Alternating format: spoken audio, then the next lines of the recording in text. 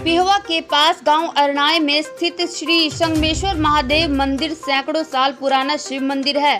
यहाँ स्वयंभू शिवलिंग है, जिसका अर्थ होता है स्वयं प्रकट हुआ हो और जिसकी स्थापना किसी मनुष्य के द्वारा न की गई हो।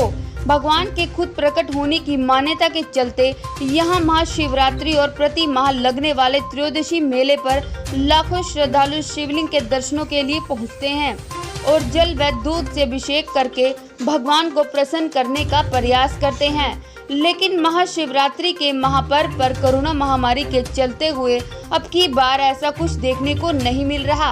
मंदिर प्रबंधकों का कहना है कि पूजा के लिए आने वाले श्रद्धालुओं को लेकर सोशल डिस्टेंसिंग का पूरा ध्यान रखा जाएगा।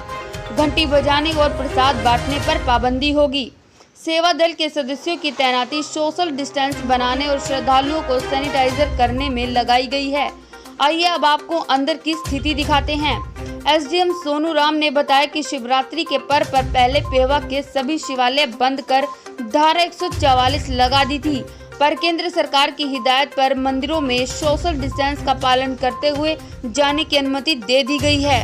जैसा कि आपको विदित है कि श्रावण मास की जो शिवरात्रि है इस बार 19 जुलाई को पड़ रही है, तो इसके बारे में कोरोना का ध्यान रखते हुए कुछ इसमें अमेंडमेंट किया गया है। पहले धारा 144 यहाँ पर प्रशासन ने लागू कर दी थी पूरे धार्मिक एरिया में। संगमेश्वर महादेव मंदिर अरनाए में है या फिर यहाँ पर जो तीर्थ और उसके आसपास जो शिवालय और मंदिर पड़ रहे हैं सब पर धारा 144 लागू थी। लेकिन इसके बाद स्टेट गवर्नमेंट के ऑर्डर्स हैं कि अगर महाशिवरात्रि है तो कुछ शिवालयों को खोला जाएगा, क्योंकि श्रद्धालु जल लेके आए हैं या कुछ श्रद्धालु जो हैं उनके लिए ज़रूरी है। तो इसीलिए कुछ हम एहतियात बरतते हुए जो गाइडलाइन सरकार की पहले हैं कोविड के अनुसार उसको ध्यान में रखते हुए उन मंदिरों को खोले जाने की परमिशन है।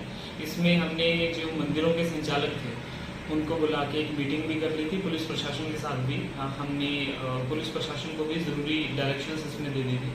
तो 19 तारीख को ऐसा रहेगा कि जो भी मंदिर हैं हमारे शिवालय वो खुले रहेंगे।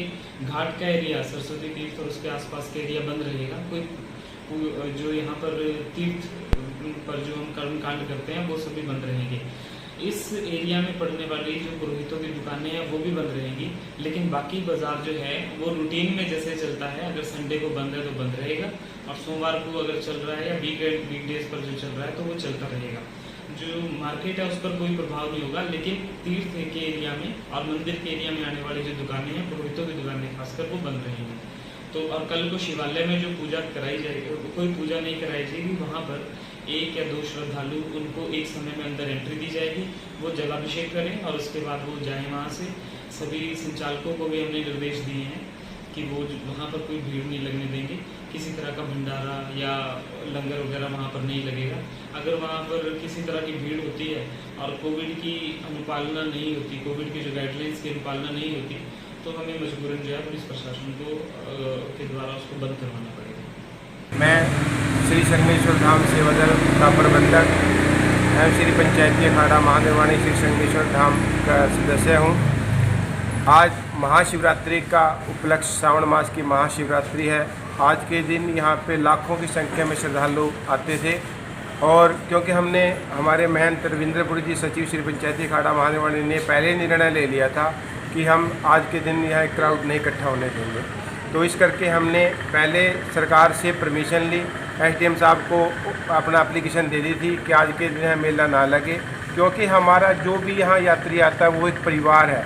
हम हर जो भगत की और हर आदमी की वो पूर्ण रूप से सुविधा चाहते हैं कि उनको किसी प्रकार के कोई नुकसान नहीं होना चाहिए। तो कल हमने फिर अब सरकार से डीसी साहब के सामने हमने आग्रह किया कि जो लोकल लोग हैं उनको खाली उनको दर्शन करने की परमिशन दी जाए।